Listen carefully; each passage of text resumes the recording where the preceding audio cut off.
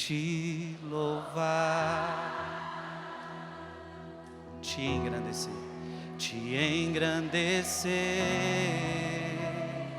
Ergue teus braços e proclamar tua vitória, e proclamar tua vitória em mim. Diga para Jesus: ser todo teu, ser todo teu. É o meu prazer, Jesus, é o meu prazer. Te seguirei aonde fores, te seguirei aonde fores, Senhor. Então ergue teus braços para Ele. Tu és o centro. Tu és o centro da minha vida. És a razão. És a razão da minha alegria. Não quero tirar, não quero tirar os meus olhos de ti. Quero que sejas o centro, Senhor. Quero ver só vocês. Tu és o centro. Tu és o centro da minha vida. És a razão da minha alegria. És a razão da minha alegria. Não quero tirar os meus olhos de ti. Quero que sejas o centro, Senhor, da minha vida. Com seus braços levantados ainda. Não vou mais tirar os meus olhos de ti. Não vou mais tirar os meus olhos. Os meus olhos de ti. Essa Semana Santa eu vou me apaixonar Vou me apaixonar outra vez, outra vez. Eu quero vir para valer. Que o meu viver, Senhor, que o meu viver, Senhor, seja para te agradar. seja para te agradar. Nada mais vai ocupar. Nada mais vai ocupar meu coração. Vai sentando e cantando. Tu és o centro.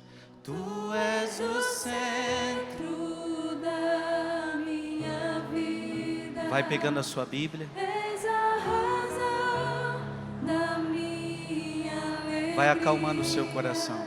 Não quero tirar os meus olhos de ti. Quero que sejas o o centro, Senhor. Vai acalmando o seu coração.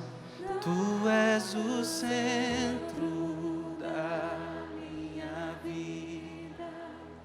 És a razão da minha alegria. Não quero tirar os meus olhos de ti. Quero que sejas o centro, Senhor, da minha vida. Uma salva de palmas para Ele, para o nosso Senhor, para Jesus.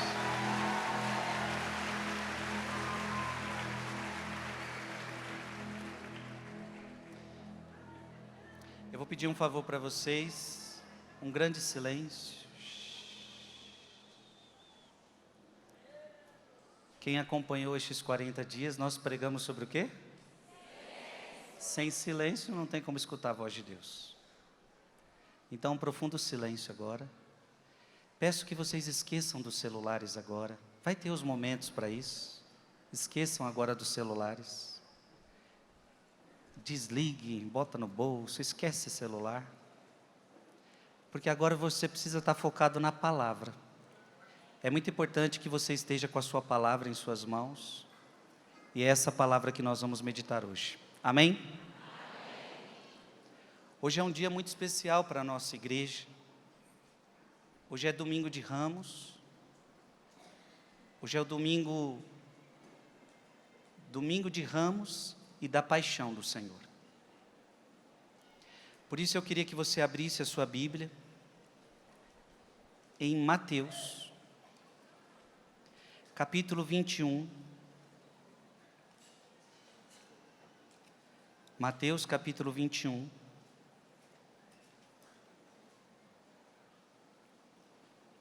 Versículo 1. Mateus 21, versículo 1. Aproximavam-se de Jerusalém, quando chegaram a Betfagé, perto do Monte das Oliveiras. Jesus enviou 2 de seus discípulos. Irmãos e irmãs, quantas vezes Jesus entrou em Jerusalém? Muitas vezes.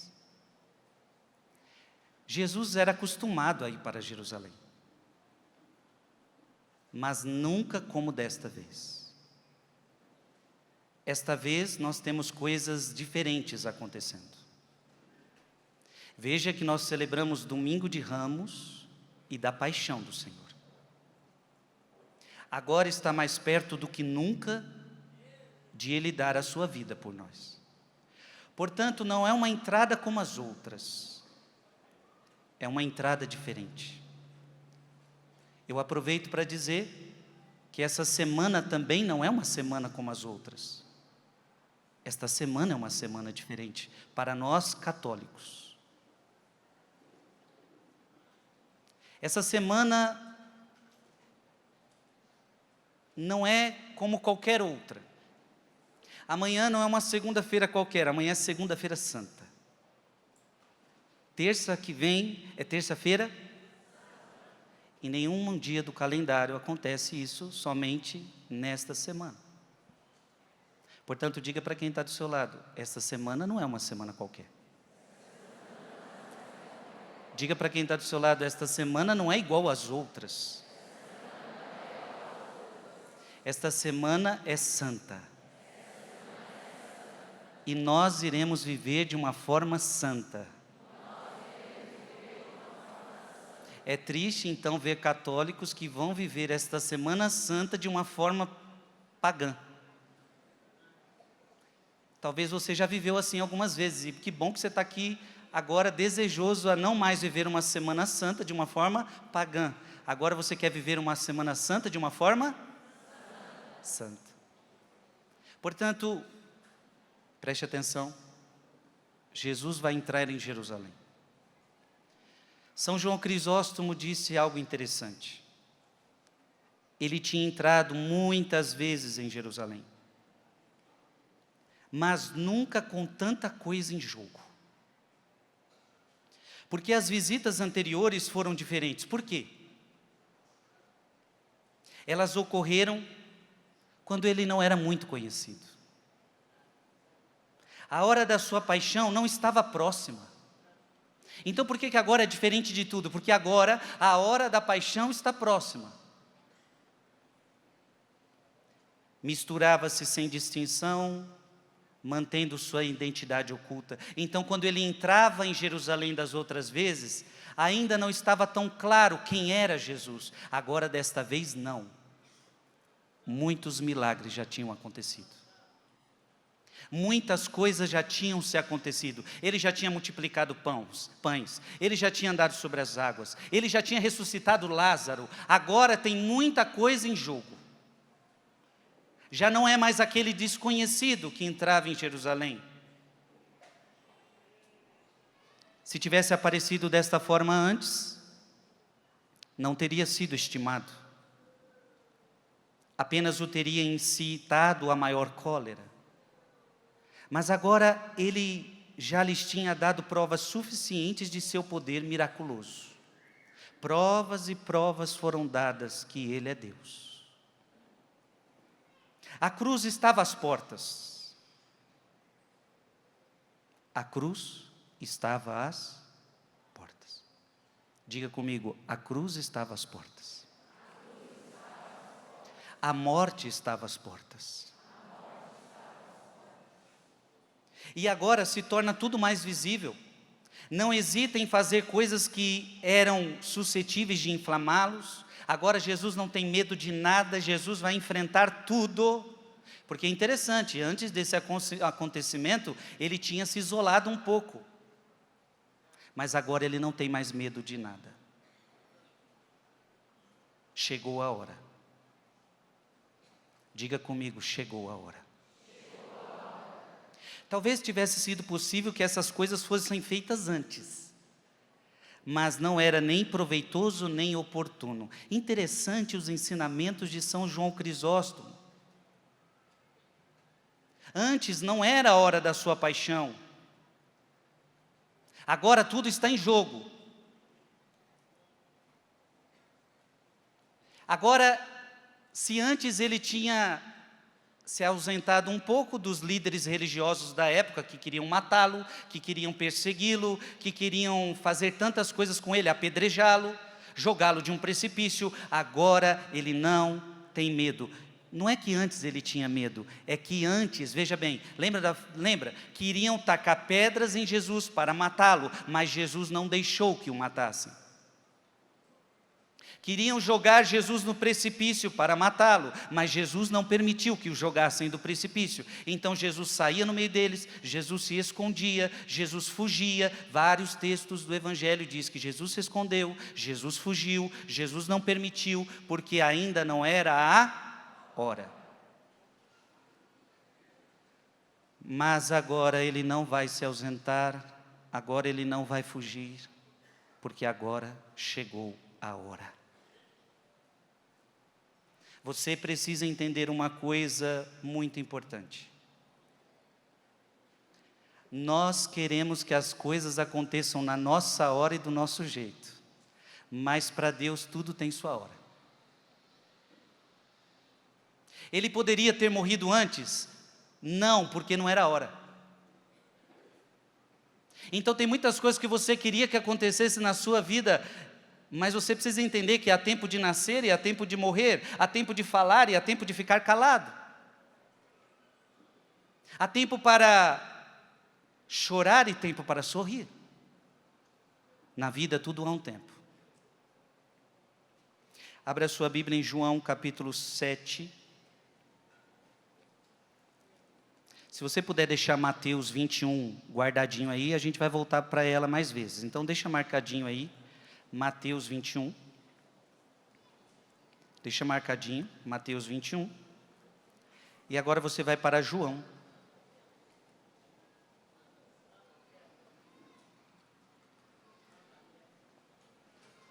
João capítulo 7, versículo 6. Diga comigo mais uma vez, tudo tem sua hora. Então você tem que entender que para Deus existe um momento certo para tudo. Eu e você, por exemplo, a gente, se dependesse de nós, todo o mal do mundo ia acabar. Hoje, agora. Todo o mal do mundo ia acabar hoje e agora, se dependesse de nós. Mas Deus tem sua hora. E quando é que o mal no mundo vai acabar? Somente na segunda volta de Jesus Cristo. Porque diz a palavra que é nessa hora que Ele vai separar o trigo do joio. Se dependesse de nós, nós já separaríamos o trigo do joio agora, sim ou não? Mas Deus tem o seu tempo e Deus tem sua. Vamos ler então João capítulo 7, versículo 6. O que está escrito aí? Leia comigo. Disse-lhe Jesus: o meu tempo ainda não chegou, mas para vós a hora é sempre favorável. Olha que interessante, o meu tempo ainda não chegou. Para vocês, qualquer hora é hora. Vocês não entendem o tempo. Vocês não entendem o tempo de Deus. Para vocês, a hora, toda hora é hora. Para vocês, vocês querem que tudo aconteça na hora de vocês. Mas o meu tempo não é o tempo de vocês. Você está entendendo? Os discípulos perguntavam: quando é que você vai estabelecer a paz em Israel? Calma. A sua hora não é minha hora. Então Jesus está deixando claro, o meu tempo ainda não chegou. Diga comigo, o meu tempo ainda não chegou. Só que agora nós estamos em João capítulo 7. Agora nós estamos na hora que o tempo está chegando. Ficou claro tudo isso? Voltemos para Mateus capítulo 21, versículo 2. Dizendo-lhes: ide à aldeia que está de fronte, encontrareis logo uma jumenta amarrada, e com ela o jumentinho. Desamarrai-os e trazei-os. São João Crisóstomo, ele diz algo. Observai que nesta palavra, quando fala que Jesus vai pegar um jumentinho, por que tem que ser o jumentinho? Para se cumprir profecias. Abra sua Bíblia, fica em Mateus, não saia de Mateus. Agora abra em Lucas capítulo 24. Lucas capítulo 24. Versículo 44. Lucas 24, 44. Leia comigo. Depois lhes disse: isto é que vos dizia quando ainda estava convosco. Era necessário o quê? Que se cumprisse tudo o que de mim está escrito na lei de Moisés e nos profetas e nos... Jesus já tinha dito, tudo que está na Escritura precisa se cumprir. Meus irmãos, tudo que Jesus faz é um cumprimento da Escritura. Então, se Jesus está pegando um jumentinho, é porque esse jumentinho tem a ver com a Escritura. Abra sua Bíblia em Zacarias. Está pertinho aí de Mateus. Zacarias, capítulo 9, versículo 9. E aqui, a profecia de Zacarias vai se cumprir. Então lembre que Zacarias é bem antes de Jesus Cristo. E agora uma profecia de Zacarias 9:9 se cumpre. Leia comigo. Quero ouvir você. Exulta de alegria, filha de Sião. Solta gritos de júbilo, filha de Jerusalém. Eis que vem a ti o teu rei justo e... Diga comigo, o meu rei é justo e vitorioso. Ele é simples e vem montado num jumento, no potro de uma jumenta. A profecia de Zacarias está se cumprindo. Um rei justo, um rei humilde, um rei simples, montado no filhote da jumenta. O rei do universo montado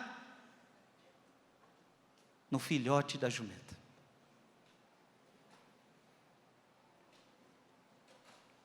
Alguém de vocês, algum de nós aqui, se pudesse escolher um meio de transporte, escolheria o jumentinho?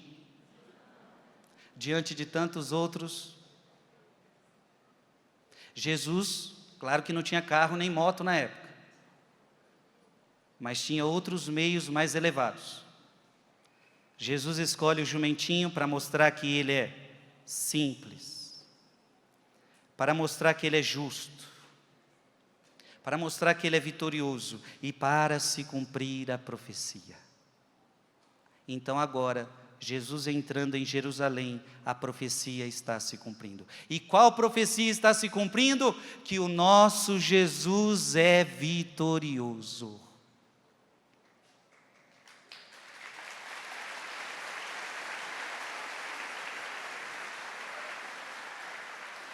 Ele já está dando o recado, eu vou entrar no jumentinho, eu vou morrer numa cruz, e para vocês parecerá derrota, mas não é derrota, é a vitória de um Deus entrando em Jerusalém, no jumentinho, é a vitória sobre o pecado. Amém?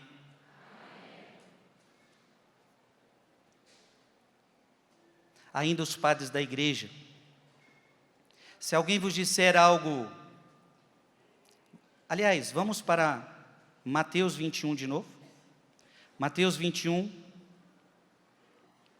versículo 3. Mateus 21, versículo 3.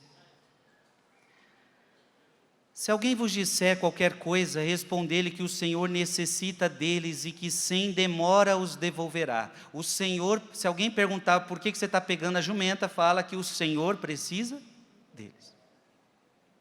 Os santos padres da igreja dizem assim: se alguém vos disser algo, direis, o Senhor precisa deles. Diga comigo, o Senhor precisa deles. E Ele os enviará imediatamente. Não digais, vosso Senhor ou nosso Senhor, ou o Senhor dos animais de carga, para que todos entendam que somente eu sou o Senhor. Não apenas dos animais ou somente daqueles que lhe estão sujeitos, mas de toda a humanidade, até mesmo dos que estão contra mim. Olha que bonito, gente. O Senhor de todo o universo está pedindo. O Senhor de toda a humanidade está clamando. O Senhor deste animal, o seu Senhor, você que é o dono dessa jumenta, o Senhor deste animal, o teu Senhor, o meu Senhor, o nosso Senhor, o Senhor de toda a humanidade está pedindo.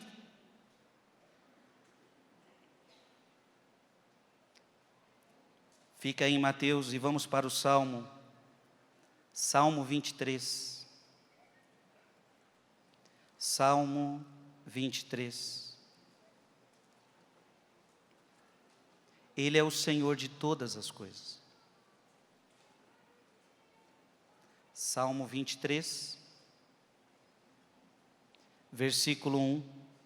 Eu quero que você repita comigo: do Senhor é a terra, e tudo que ela contém. Dá para ser mais forte que isso. Do Senhor é a terra, e tudo que ela contém. A órbita terrestre e todos os que nela habitam. Então aquele jumentinho é de quem? É do Senhor. O dono do jumento é quem? É de quem? É do Senhor. A humanidade inteira é de quem? Você é de quem? O padre da igreja disse que até mesmo aqueles que não querem isto, aqueles que lhes são infiéis, até mesmo destes, Ele é Senhor. Então ergue teu braço direito e diga: Jesus é o meu Senhor. Diga: o que vem montado no jumentinho é o meu Senhor. Então aplauda o teu Senhor.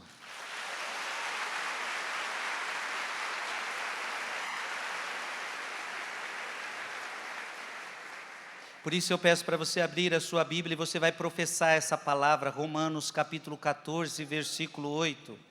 Romanos 14, versículo 8. Eu quero que você repita comigo mais uma vez. Diga comigo: se vivemos, vivemos para o Senhor. E se morremos, morremos para o Senhor. Mais uma vez: se vivemos, vivemos para o Senhor.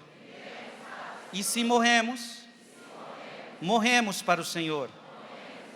Quer vivamos, quer morramos, pertencemos ao Senhor.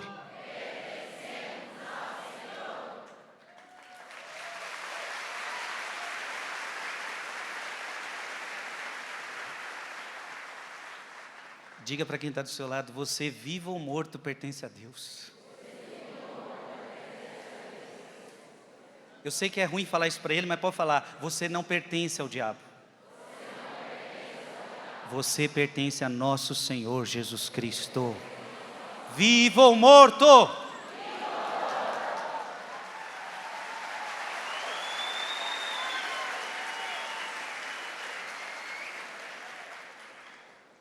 Volte para Mateus capítulo 21, versículo de 4 a 5. Assim, neste acontecimento, cumpria-se o oráculo do profeta: dizei, ó filha de Sião, eis que o teu rei vem a ti, cheio de doçura, montado numa jumenta, num jumentinho, filho da que leva o jugo. Os padres da igreja dizem: queres conhecer a mansidão daquele que vem? Veja, a palavra diz, cheio de doçura. Considera a imagem da sua chegada. Ele não se assenta em carro de ouro. Ele não se aceita em carro de ouro, brilhante com púrpura de valor inextinguível, inestimável. Nem está montado em um cavalo espumante, amante da discórdia e da guerra. Naquela época haviam cavalos que estavam prontos para a guerra. Jesus tinha muitos inimigos à sua volta. Se Jesus quisesse a guerra, ele iria num jumentinho, sim ou não? Não. O que um jumentinho vai ganhar de guerra, gente? O bicho empacado, que não sai do lugar. Na terra da minha mãe, Panelas, Pernambuco, tem a corrida de jirico. E diz que é uma comédia que até hoje eu quero ver como que é essa corrida de jirico. Diz que tem uns que empacam e não vai nem para frente nem para trás. Aí o homem perde a corrida. Havia naquela época cavalos de guerra. Havia naquela época, se acontecesse qualquer problema ali, havia animais fortes que poderiam enfrentar batalhas. Jesus veio para enfrentar batalhas com os homens, sim ou não?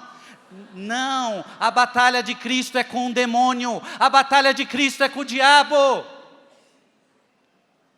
Ele não veio causar guerra contra nós, mas ele veio causar guerra contra o demônio, contra o diabo. É para destruir o diabo que Jesus veio. Conforme está, abra sua Bíblia em 1 João, capítulo 3, versículo 8. Abra aí sua Bíblia, 1 João, capítulo 3, versículo 8. Aquele que peca é do demônio, porque o demônio peca desde o princípio. Repete comigo: eis porque o Filho de Deus se manifestou para destruir as obras do demônio. Você está entendendo, sim ou não? Então Jesus não veio para destruir os homens. Jesus não veio para destruir os judeus e fariseus. Jesus veio para destruir o demônio. E assim fazer você uma pessoa livre. Amém?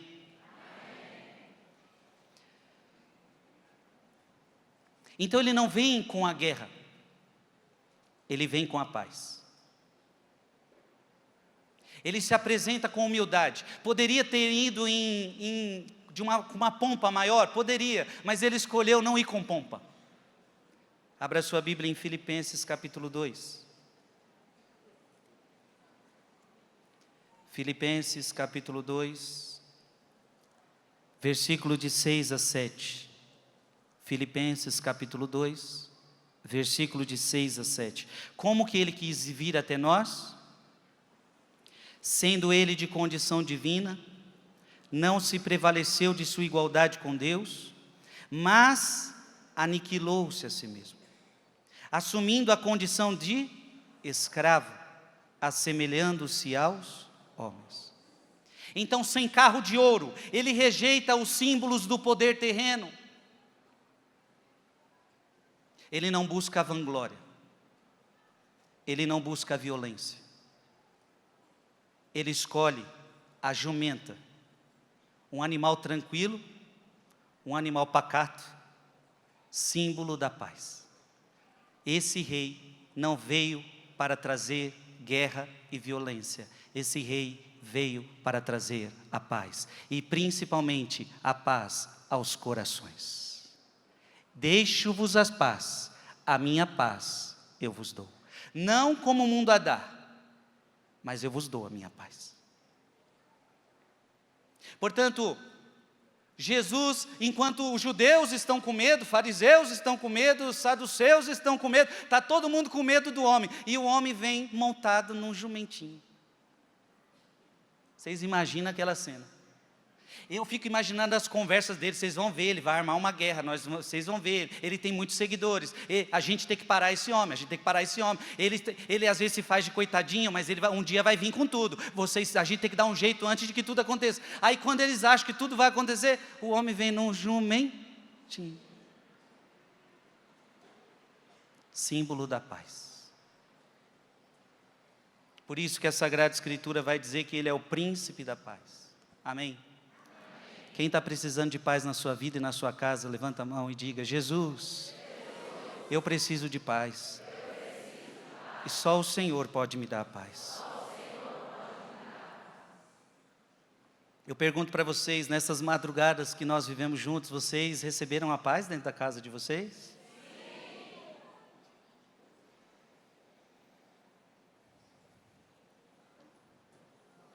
Ele mesmo é humilde. E montado em uma jumenta e num potro recém-nascido. Falo para mostrar antecipadamente aquele sobre quem está escrito nos Evangelhos. Abra sua Bíblia em Mateus, capítulo 11, versículo 29. Mateus, capítulo 11, versículo 29. O que está escrito aí? Tomai meu jugo sobre vós e recebei minha doutrina, porque eu sou manso e humilde de coração. Eu sou manso e humilde de coração. Gente, esse rei montado no jumento é para simbolizar isso. Humilde, manso. Então, quando alguém vir com guerra para você, quando alguém vir com orgulho para cima de você, como é que você deve ir? Manso e humilde, montado num jumentinho. Você está entendendo, sim ou não?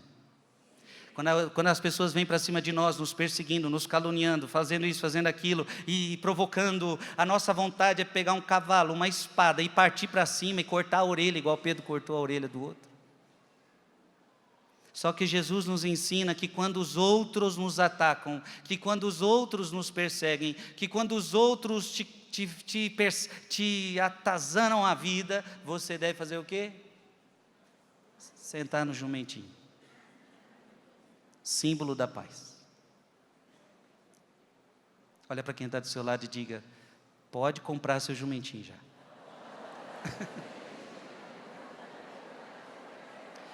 Diga para ele, você vai precisar dele. Diga, quando você estiver muito bravinho, muito nervosa, muito nervoso, lembra do jumento.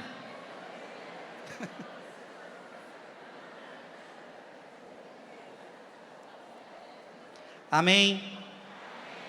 Portanto, ele se apresenta de modo simples sobre uma jumenta. Nenhum outro rei havia entrado em Jerusalém assim.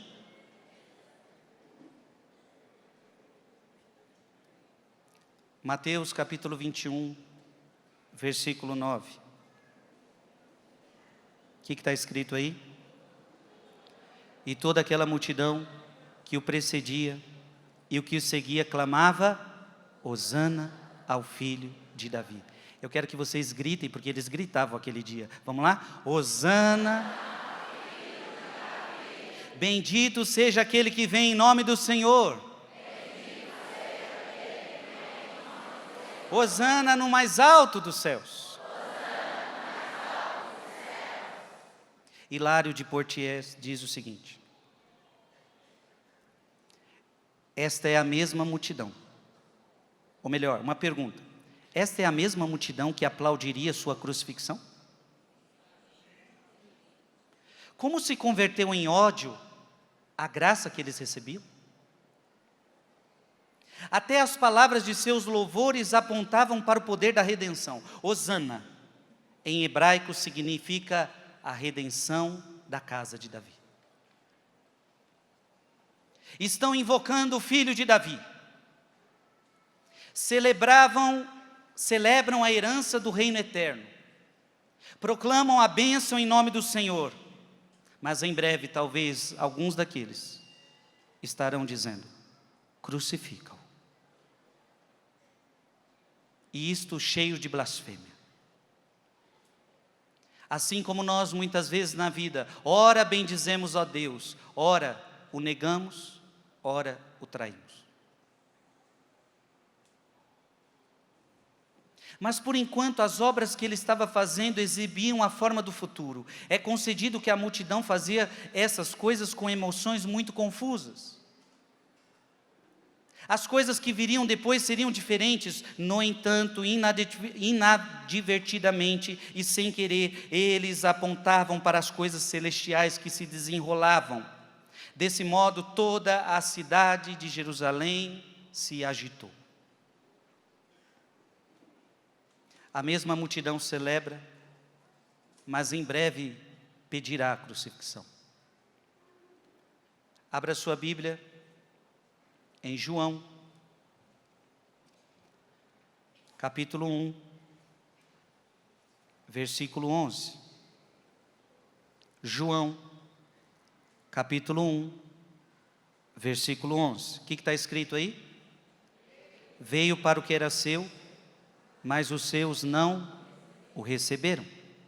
Veio para o que era seu, mas os seus não o receberam. Quando eles gritavam Hosana, eles gritavam salva-nos. Hoje todos nós vamos gritar salva-nos. Essa pregação hoje ela termina com Jesus sacramentado entrando no meio de nós. Daqui a pouco o nosso Senhor vai entrar aqui. E nós também teremos que dizer a Ele, salva-nos. Durante esses 40 dias que nós estamos rezando, você estava gritando para a sua família, salva minha família, sim ou não? Sim. Salva o meu filho, salva o meu esposo, salva a minha esposa, salva a minha família.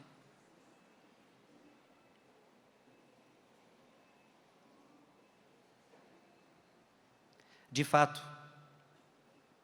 por um lado, o fato de a jumenta caminhar sobre os ramos, e ramos e folhas de palmeiras, deixaria bem claro que não apenas aquele que estava montando nela, mas também que nele crescem, haveriam de subjugar todos os seus inimigos, pisá-los sob os pés e alcançar uma vitória gloriosa. Então jogavam muitas coisas para que Jesus passasse por cima. E isso simboliza ele pisando sobre os seus inimigos.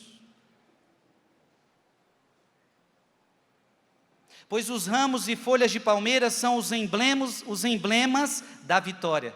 Quando muita gente já participou da missa hoje, vocês caminhavam com os ramos, não era?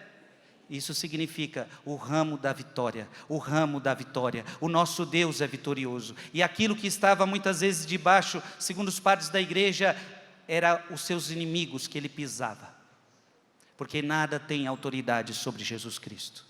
Ao nome de Jesus, se dobre todo joelho, no céu, na terra e nos infernos, e toda língua proclame para a glória de Deus Pai, que Jesus Cristo é o Senhor. Amém. Jesus Cristo é o Senhor.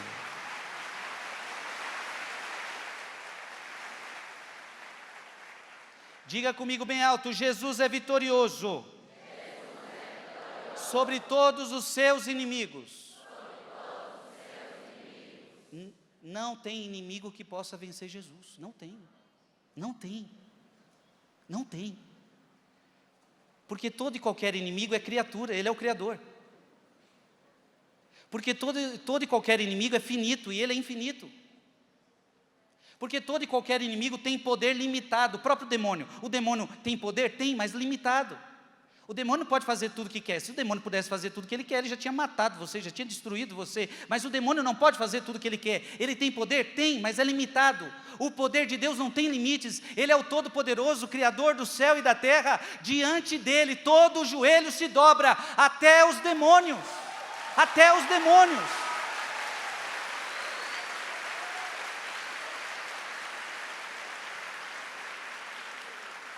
Então, o ramo na mão significa o quê?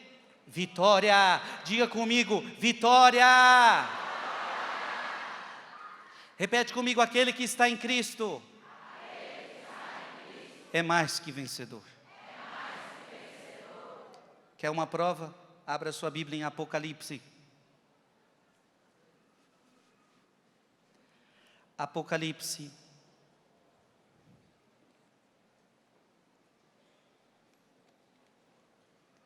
Apocalipse capítulo 7.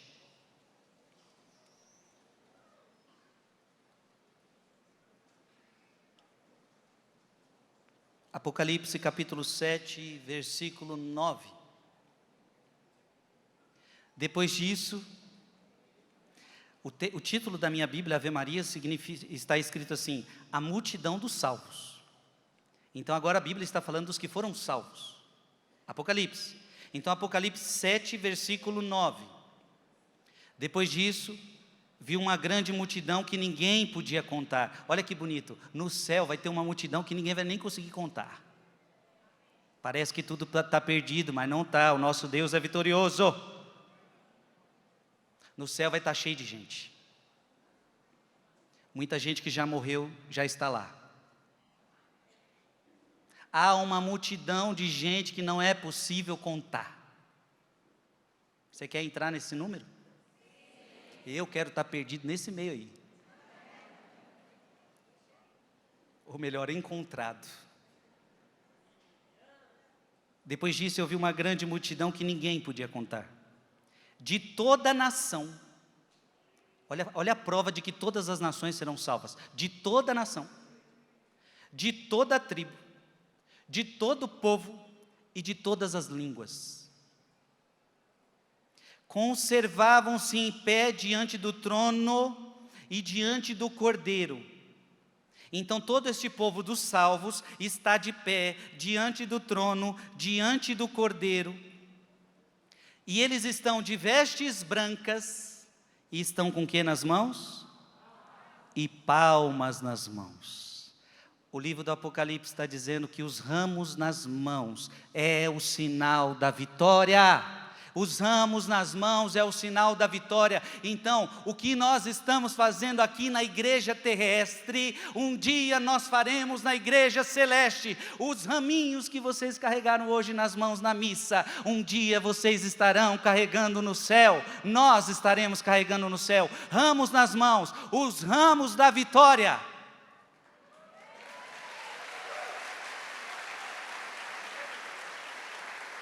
Olha para quem está do seu lado, cheio de confiança, e diga assim: um dia, a sua lágrima vai ser enxugada. Um dia não haverá mais dor. Um dia não haverá mais morte. Um dia não haverá mais luto. Um dia não haverá mais tentação. Um dia não haverá mais o demônio para te provocar, ou te tentar, ou te destruir. Um dia você vai estar com os ramos nas mãos no céu, celebrando a vitória do teu Deus. E isso significa que você venceu todos os seus inimigos. Amém?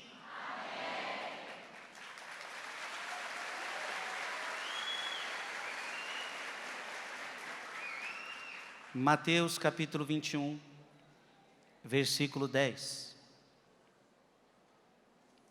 Quando ele entrou em Jerusalém, alvoroçou-se toda a cidade, perguntando: quem é este? Quem é este? A cidade toda ficou em alvoroço. Jesus, ele alvoroça mesmo. Jesus causa alvoroço.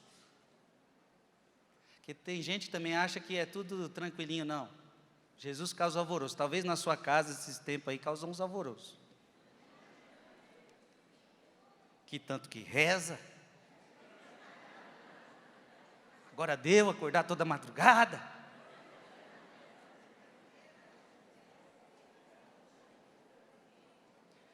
São João Crisóstomo. Mesmo quando as multidões perceberam que algo grandioso estava acontecendo, seus pensamentos internos permaneciam sem informações, baixos, indignos, carentes de entendimento. Na verdade, todo aquele povo, por mais que estavam aclamando, ainda não sabiam o que estava acontecendo. Mas Jesus fez essas coisas na presença deles, não para exibir pompa, mas, como eu disse, para cumprir a profecia. E ensinar a abnegação, e para consolar seus discípulos, que estavam entristecidos por causa da sua morte. Abra sua Bíblia em João capítulo 13. João capítulo 13. Quem não tem Bíblia, trate de achar sua Bíblia, meu filho. Vá atrás da sua Bíblia. É importante você ler o texto sagrado. João capítulo 13, versículo 7. Respondeu-lhe Jesus: o que eu faço não compreendes agora, mas irás compreendê-lo em breve. Muitas coisas que Jesus fazia, eles não compreendiam na hora. A entrada de Jesus em Jerusalém, ninguém estava compreendendo na hora. Mais tarde, os discípulos iriam compreender, as pessoas de fé iriam compreender. Jesus então não está buscando exibição, não está buscando pompas, não. Ele está cumprindo profecias. Ele está ensinando o que é humildade para nós, soberbos, hipócritas. Ele está consolando os seus discípulos. A vitória vai chegar. Vocês em breve me verão numa cruz, mas a vitória vai chegar. Não desanimem. Agora vamos para Marcos. Agora pode sair de Mateus, nós vamos para o Evangelho de Marcos, que também narra esse fato. Marcos capítulo 11, e aí você marca agora Marcos capítulo 11. Versículo 2. Marcos capítulo 11, versículo 2. Dizendo-lhes: ide à aldeia que está defronte de vós, e logo ao entrardes nela, achareis preso um jumentinho, em que não montou ainda homem algum. Desprendei-o e trazei-mo. Efrém, o sírio, diz algo interessante: desamarrai o jumento e trazei-o a mim. Ele começou com uma manjedoura e terminou com o jumento. Cristo começou com uma e terminou com um. Em Belém com uma manjedoura, em Jerusalém com um jumento.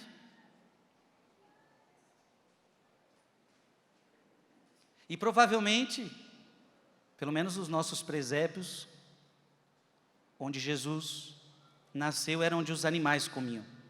Pode ser que ali tinha um jumentinho também. Podemos até dizer que começou com o jumentinho e terminou com o jumentinho. A manjedoura e o jumento são símbolo do quê? São símbolos de humildade. Então, quando nós vemos Jesus nascendo numa manjedoura, um Deus humilde. Jesus montado num jumentinho, um Deus, diga comigo, meu Deus é humilde. E às vezes você se acha o tal. Pode falar para quem está do seu lado, pode falar, o teu Deus é humilde. E você empina esse nariz muitas vezes, achando que é alguma coisa. Pode falar para ele, coitado de tu, meu Deus. Diga, eu e tu não vale nada. Nós somos pó, e ao pó nós iremos voltar. Vamos aprender de Jesus, que é manso e humilde. Abra sua Bíblia, vamos provar isto em 2 Coríntios.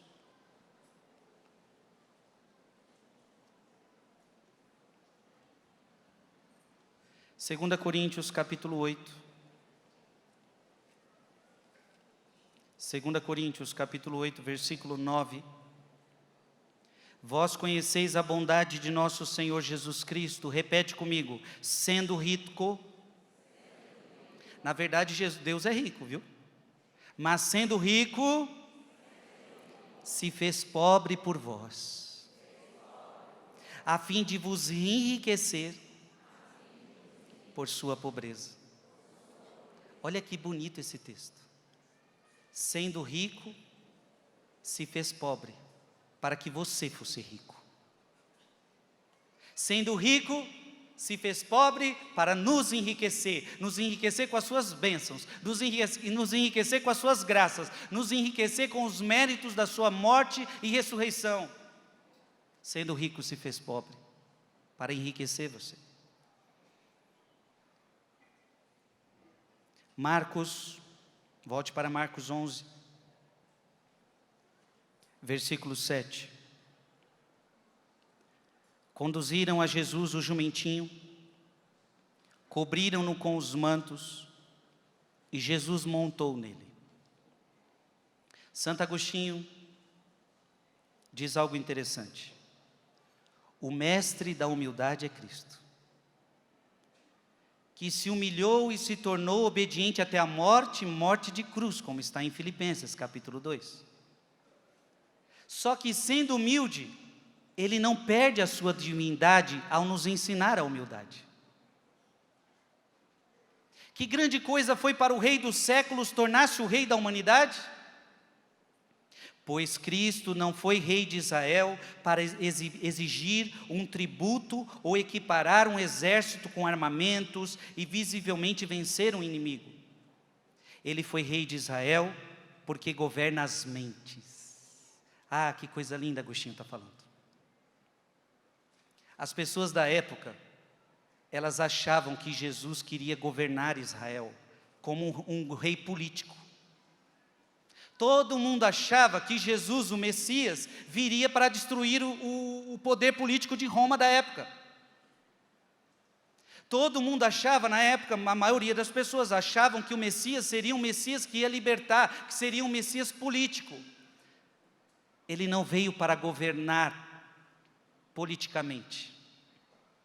Jesus veio para governar mentes. Jesus veio para governar almas. Jesus veio para governar corações. Jesus veio para governar o meu e o teu coração. Amém? É para isso que ele veio.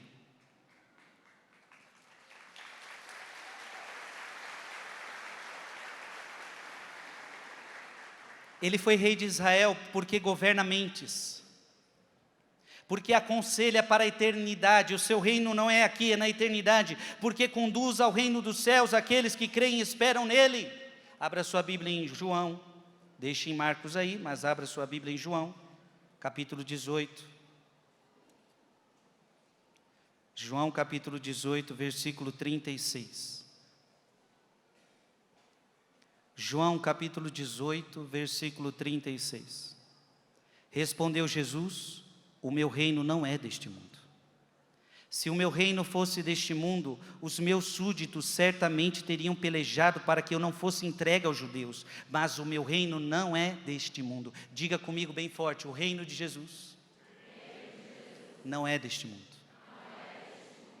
Então Jesus veio para governar, sim, mas não veio para governar este mundo, não veio para ser um governante político. Ele veio para governar o teu coração, o meu coração, o nosso coração. O reino dele não é daqui, ele veio governar o nosso coração, para que nós pudéssemos ir para o seu reino, e o reino dele está claro: o meu reino não é deste mundo. Ele veio para nos levar para o seu reino, e o seu reino é no céu, e o seu reino é na eternidade. Lá é o seu reino. Eu pergunto, você quer ir para o reino de Cristo, sim ou não? Sim. Cuidado para não achar que o reino de Deus é aqui.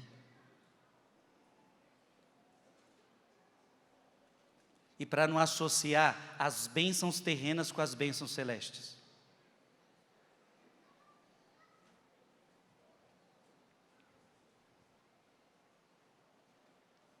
Você está entendendo, sim ou não? Você está entendendo tudo que simboliza Jesus no jumentinho? Marcos capítulo 11, versículo 8. Marcos 11, 8. Muitos estendiam seus mantos no caminho. Outros cortavam ramos das árvores e espalhavam-nos pelo chão. Metódio diz algo interessantíssimo. Em vez de nossos mantos, estendamos os nossos corações diante dele. Então as pessoas, Jesus ia passando, ia estendendo os mantos, ia estendendo tantas coisas, e agora eu quero convidar você a entender que você deve estender o teu coração, para que Jesus possa pisar sobre ele, para que Jesus possa governar sobre ele. Você está entendendo isso, sim ou não? É colocar o coração diante de Jesus. É derramar o coração de Jesus. Aí Jesus, quando você derrama o seu coração diante de Jesus, você pode dizer: Jesus, pode pisar meu orgulho, pode pisar minha vaidade, pode pisar minha mentira, pode pisar minha inveja, pode pisar minha mentira, pode pisar nos meus vícios, na pornografia, na minha bebedeira, em todas as coisas que eu vivo que não está de acordo contigo. Pode pisar, pisa, eu derramo o meu coração diante de ti. Governa a minha vida. Governar minha vida significa que o Senhor manda em mim.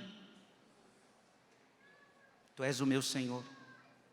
Diga comigo: Senhor, neste dia, eu quero colocar o meu coração diante de ti. Outro evangelista que vai narrar esse fato, já vimos Mateus, já vimos Marcos, vamos agora para Lucas, porque Lucas também narra este acontecimento. Tem muitos fatos que só estão em um evangelho, ou dois, ou três. Este está em todos os evangelhos. Então abra sua Bíblia em Lucas capítulo 19. E já marca, não tira daí.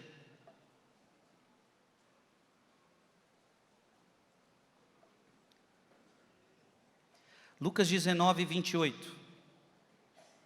Veja que eu vou ler um versículo antes de ele entrar em Jerusalém. Depois dessas palavras, Jesus os foi precedendo no caminho que sobe a Jerusalém.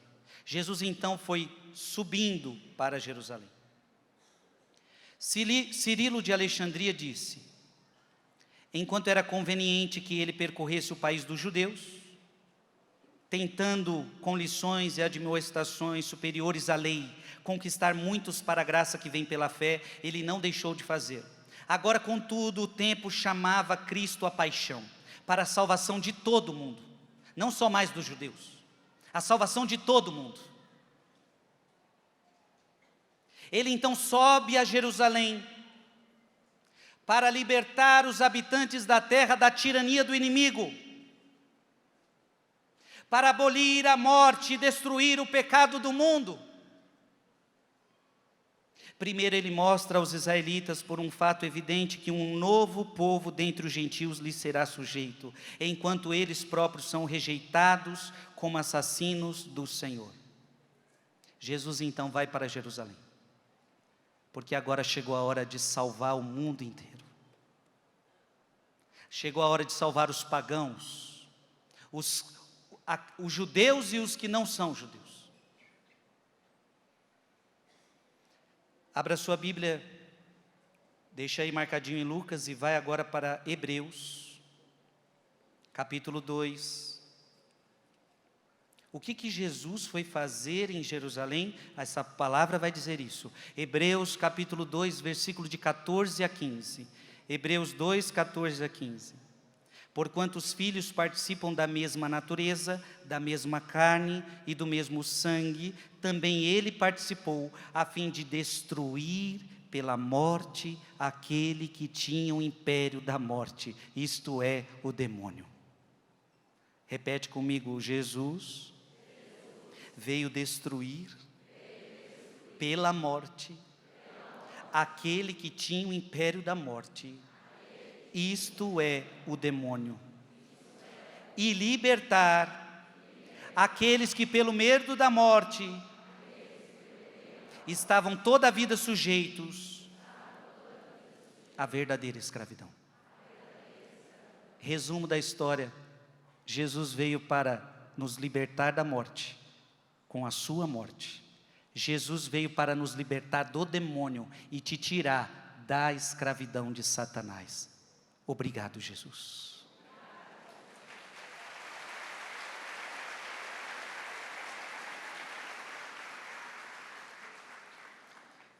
Olha para essa cruz que está atrás de mim e diga: eu te amo, Jesus. Eu te amo, Jesus. Eu te amo, Jesus.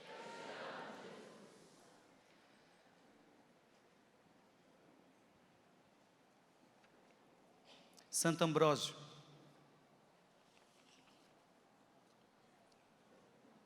ele interpreta misticamente essa entrada de Jerusalém como a entrada de Cristo em nossas almas. Preste atenção, olha que bonito isso. A entrada de Jesus em Jerusalém, na verdade, simboliza a entrada de Cristo na tua alma, no teu coração. O jumento é um animal teimoso. Diga comigo, o jumento é um animal teimoso. Você já parou na frente de uns animais teimosos que o carro está na frente dele, você buzina, buzina, buzina, ele não sai da sua frente? É aquele bicho empacado. O jumento representa a natureza humana teimosa nossa. Que Cristo, só Cristo para domar. Então a entrada de Jesus em Jerusalém significa uma entrada mística no teu coração. Só Cristo para domar o teu coração teimoso. Eita, coração teimoso é o meu e o teu. Somos ou não somos? Um povo de cabeça dura, teimoso, teimoso, teimoso, teimoso, teimoso. Você acha que tem razão perante Deus. Olha para quem está do seu lado, pode falar: tu é teimoso, hein?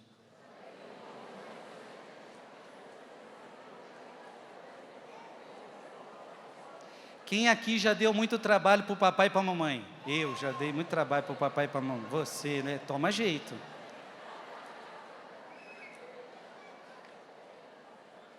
Quanto trabalho você já deu para Deus, meu filho?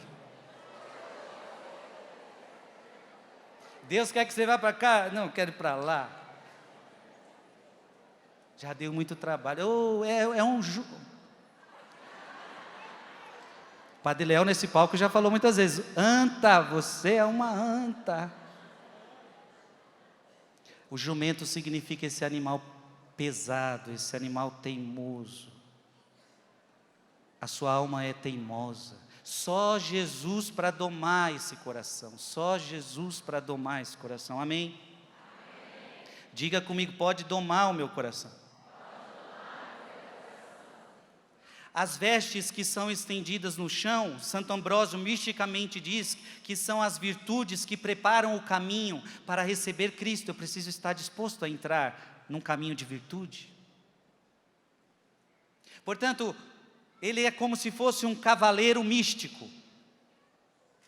Ele deseja entrar nos recônditos da mente e do coração, refrear os nossos desejos carnais e dominar tudo com a sua mansidão.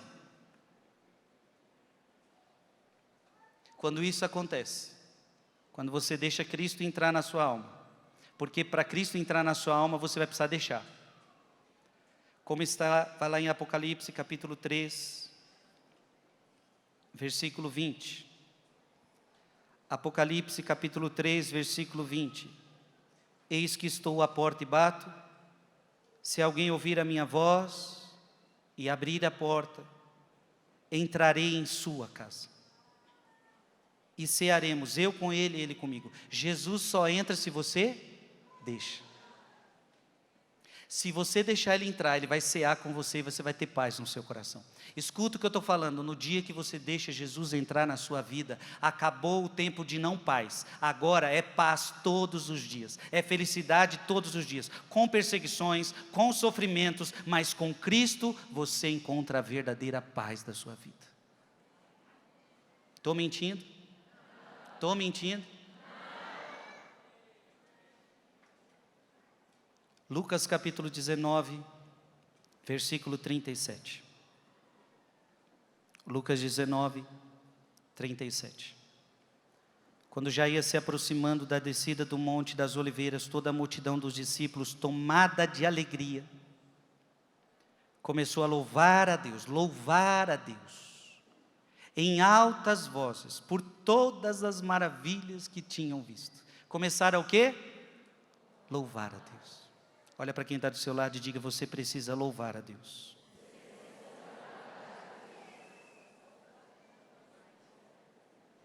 Eu estou vendo um monte de crianças aqui. Tem crianças aqui hoje, sim ou não?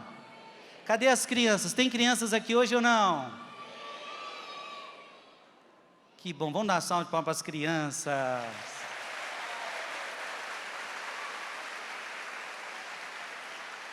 Quantas crianças rezaram na madrugada também? Ó, muitas.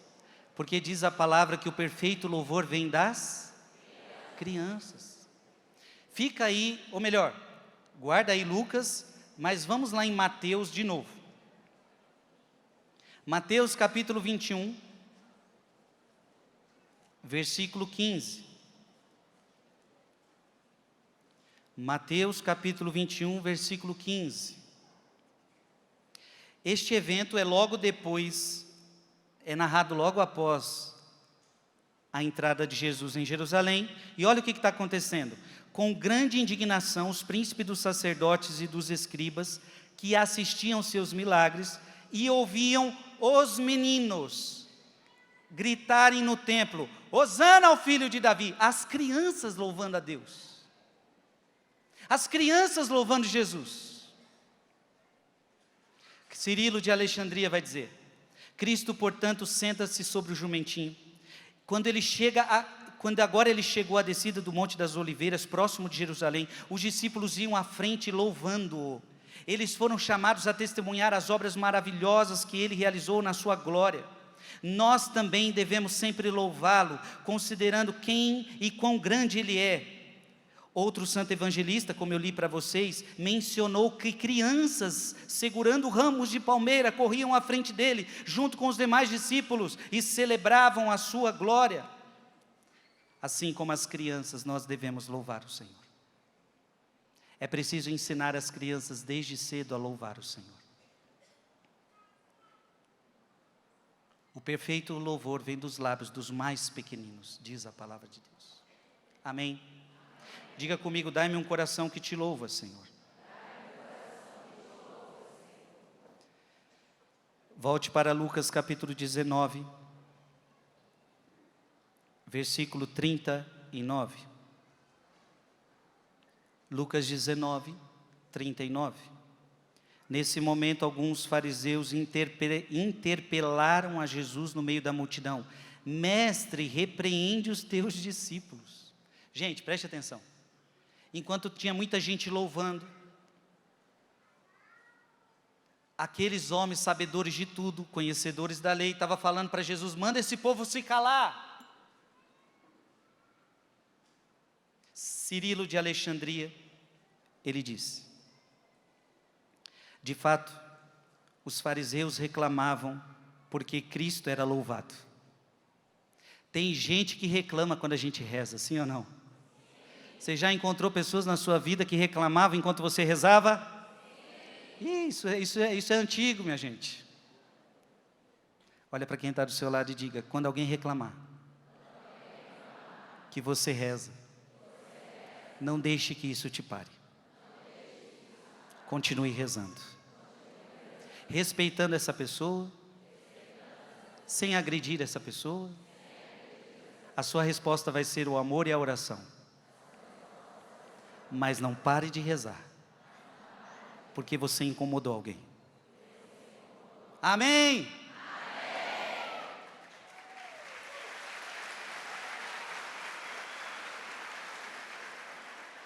Aproximaram-se e disseram, Cirilo de Alexandria diz: repreende teus discípulos, ó fariseu. Que ação errada eles cometeram? Por que repreender? Que ação errada eles cometeram? Que acusação fazes contra os discípulos, ou como repreenderias? Eles não pecaram de forma alguma, mas fizeram o que é louvável. Eles exaltam como Rei e Senhor aquele que a lei antes apontara por muitos símbolos e tipos. A antiga companhia dos santos profetas o anunciara. Tu o desprezas e o afligiste por teu grande ciúme. Na verdade, vocês estão com ciúme.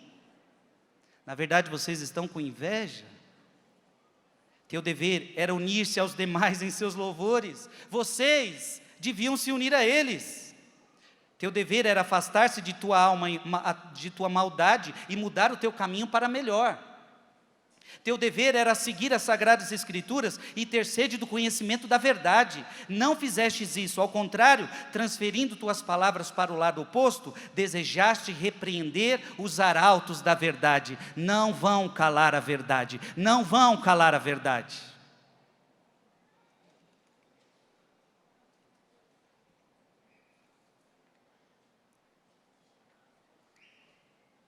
Santo Efrem disse: as crianças gritavam e diziam: Hosana ao filho de Davi. Todo mundo junto? Hosana ao filho de Davi. Isso desagradou aos chefes dos sacerdotes e escribas.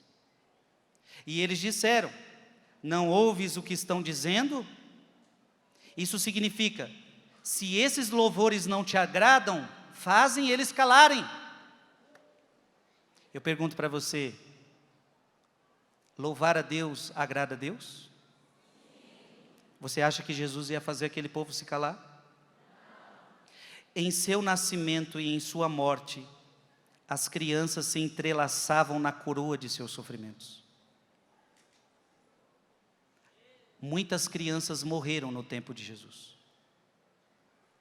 Quando encontrou Cristo, o infante João saltou de alegria no seu ventre. Olha agora Santo Efrem dizendo que as crianças sempre participaram da vida de Cristo. Desde o nascimento, morreram por Cristo.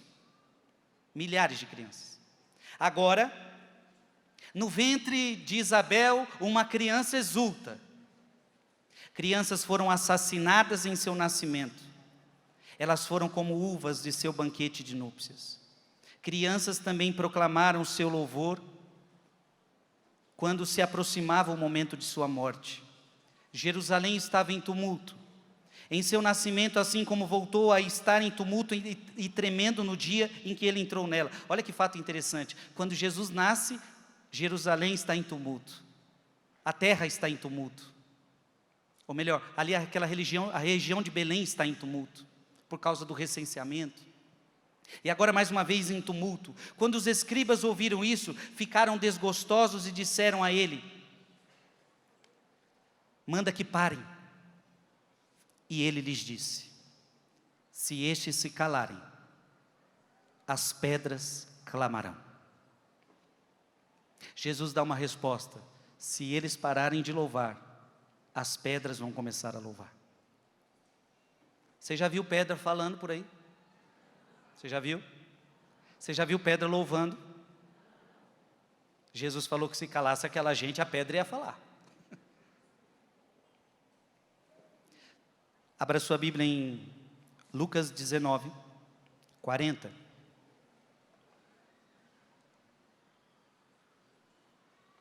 Lucas 19, 40. Ele respondeu, o que Jesus respondeu? Digo-vos, se estes se calarem, aclamarão as... Se estes se calarem, clamarão as pedras. Gente, olha o que Santo Ambrósio vai dizer. Não é estranho que as rochas respondam contra a sua natureza com louvores do Senhor, já que assassinos mais duros que rochas também as proclamam. Talvez signifique que quando os judeus forem silenciados após a paixão do Senhor, as pedras vivas, de acordo com Pedro, clamarão. 1 Pedro 2, de 4 a 5. Mesmo com sentimentos confusos, a multidão, no entanto, conduz Deus ao seu templo com louvor. Santo Ambrósio está dizendo que até as pedras podem dar glórias a Deus. Quando Jesus fala das pedras, que também poderão clamar e louvar. Ele estava se referindo ao coração endurecido do homem. Olha que interessante, aqueles homens que estavam pedindo para Jesus parar, para parar aquela multidão, eram homens de coração duro, e Jesus fala, de pedras, porque os seus corações são de pedras, e um coração de pedra, Cristo não entra. Algumas pessoas são mais duras que pedras. Você conhece algumas pessoas que são mais duras que pedra? Às vezes dentro da tua casa tem algumas bênçãos assim. Mas calma, que amolece de pouco a pouco. Quando o povo judeu rejeita Cristo e se cala, Deus levanta um novo povo, os gentios convertidos, os cristãos para louvá-lo. Olha que bonito, gente. De um lado, os judeus não querem louvar, de um lado os escribas não querem louvar, mas enquanto vocês fecham o coração, Deus levanta um outro povo para louvar. O louvor não vai parar, a vitória de Deus nada vai parar. Deus é capaz de fazer até que pedras louvem, e essas pedras, nós devemos ser pedras vivas que louvam a Deus. Nada pode impedir a glória de Deus de ser proclamada, amém?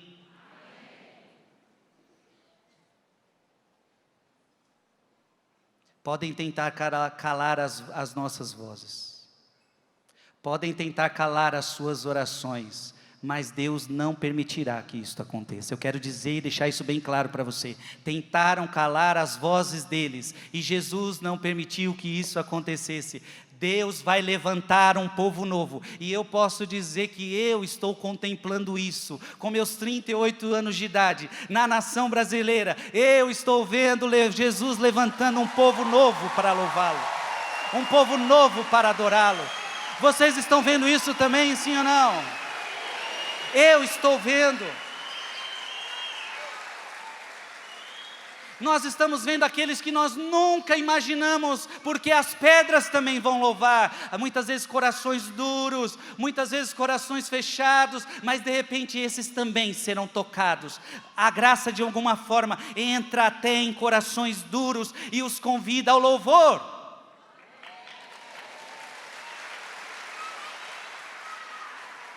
Você faz parte deste povo novo.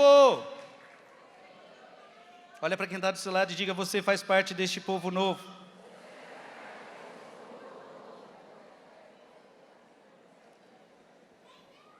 Amém? A gente foi para Mateus, Marcos, Lucas, agora vamos para João, que também relata esse fato. João, capítulo 12.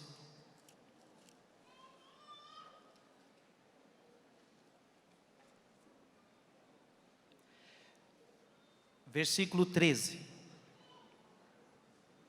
Saíram-lhe ao encontro com ramos de palmas, exclamando: Hosana, bendito que vem em nome do Senhor, o Rei de Israel. Diga comigo: Jesus é o Rei de Israel. Santo Agostinho diz o seguinte, que a cruz de sofrimento mental os governantes judeus devem ter suportado quando ouviram uma multidão tão grande proclamando Cristo como Rei. Mas que honra foi para o Senhor ser Rei de Israel? Quão grandioso foi para o Rei da eternidade tornar-se Rei da humanidade? Cristo não foi Rei de Israel para poder exigir tributos, colocar espadas nas mãos de seus soldados e subjugar seus inimigos pela guerra aberta. Ele foi Rei de Israel ao exercer a autoridade régia sobre as suas almas, ao zelar pelos seus interesses eternos, ao trazer para o reino celestial aqueles cuja fé, esperança e amor estavam concentrados nele, pois o Filho de Deus, igual ao Pai, o Verbo por tudo quem tudo foi feito, ao se dignar ao ser Rei de Israel, estava se rebaixando, não se elevando. Era um sinal de sua misericórdia, não um acréscimo de seu poder, pois ele que foi chamado na terra Rei dos judeus, é no céu Rei dos anjos. Aplauda o Rei de Israel.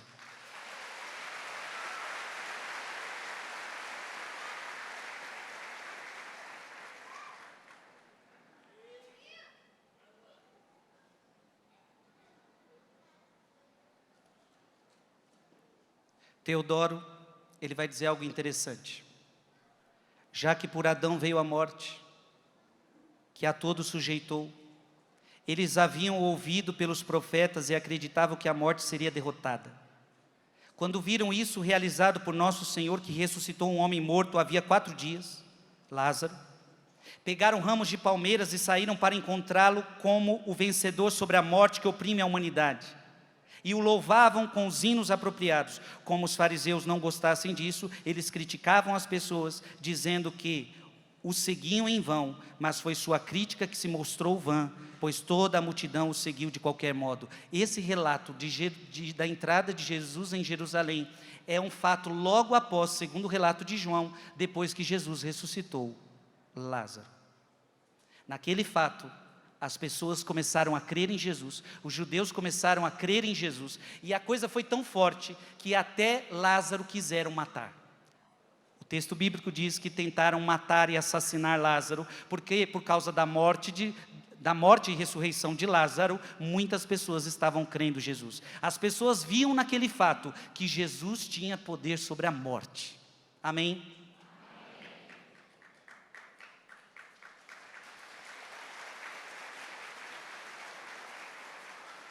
São Cirilo de Alexandria diz isso. Dizem isso censurando a si mesmos por não terem matado tanto a Jesus quanto a Lázaro há muito tempo. Ou seja, devíamos ter matado Jesus e Lázaro há muito tempo. Eles se indignavam a respeito da multidão crente, como os líderes do povo, estivessem sendo privados de suas posses especiais que na verdade pertenciam a Deus. Olha aí, olha a sua Bíblia em João capítulo 12, versículo de 10 a 11, é a prova de que queriam matar Lázaro. Veja, Jesus tinha ressuscitado Lázaro e os homens queriam matar Lázaro depois dele ter ressuscitado. Mas os príncipes dos sacerdotes resolveram tirar a vida também a Lázaro. E por quê? Porque muitos judeus, por causa dele, se afastavam e acreditavam em Jesus. E para a gente terminar,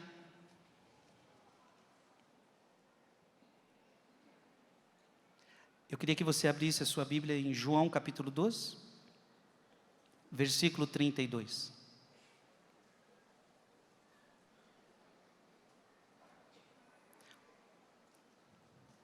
Mas antes,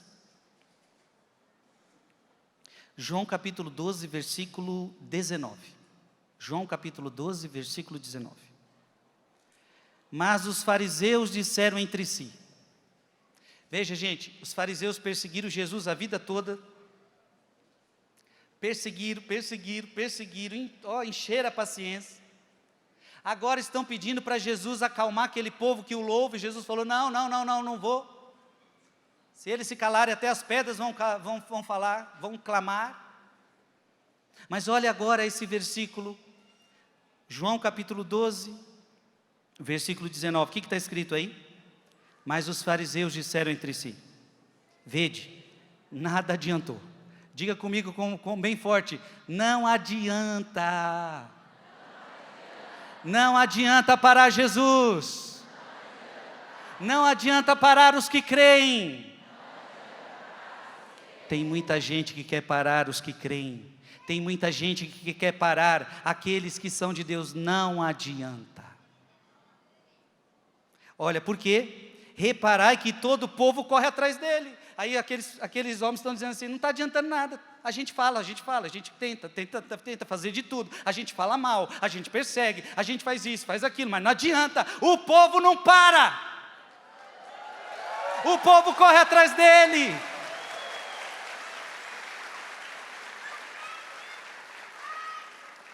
As pessoas podem falar mal de Jesus.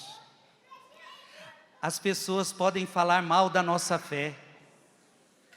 As pessoas podem fazer o que quiserem, mas quando a gente conhece Jesus de verdade, a gente não consegue mais largar dele. Não importa o que dizem, não importa o que falam, Jesus é maravilhoso. É que teus braços mais altos, você pode falar, Jesus é maravilhoso. Eu não vou deixar de correr atrás dele. Se alguém não quer, Eu vou respeitar. Mas ninguém vai me fazer parar de correr atrás do meu Senhor, de correr atrás do meu Salvador, Jesus Cristo de Nazaré. Amém. Ninguém vai parar você.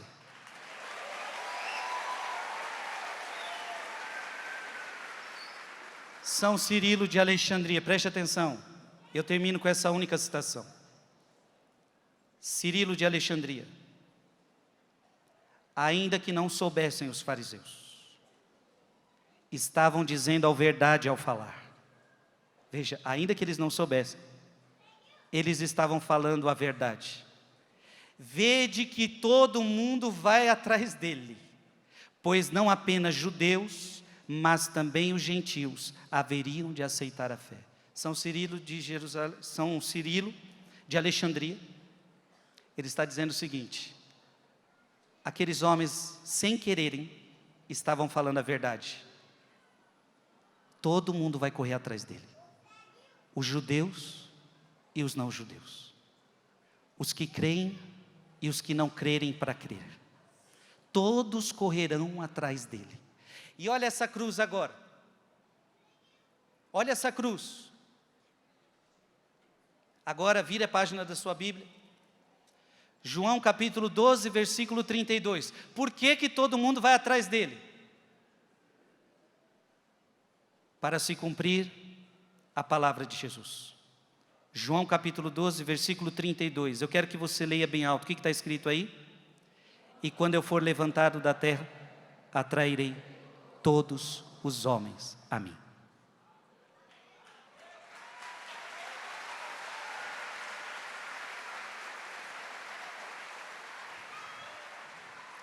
Tentaram parar Jesus, mas o povo não deixava de correr atrás dele. Tentaram calar as vozes das crianças, dos adultos, daquelas pessoas que estavam ali, mas o povo não deixava de correr atrás dele. Tentaram parar Jesus, mas ninguém conseguia parar Jesus. Eu gosto muito da passagem que está lá em Lucas, onde de repente chega Herodes e fala para Jesus assim: Jesus, Herodes mandou você parar. Você está causando muito tumulto, muita confusão. Melhor você, é melhor você parar. Aí Jesus olha para aqueles que vieram dar o recado, que Herodes nem veio falar pessoalmente dele, mandou o recado. Aí Jesus fala: vai dizer para aquela raposa que eu não vou parar. Eu continuo a fazer minhas obras hoje e amanhã, e eu não vou parar. Avisa para aquela raposa.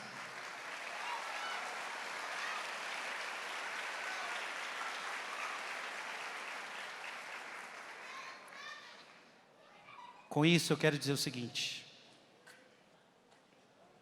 os ramos significam a vitória, e nós só vamos parar quando a gente chegar no céu.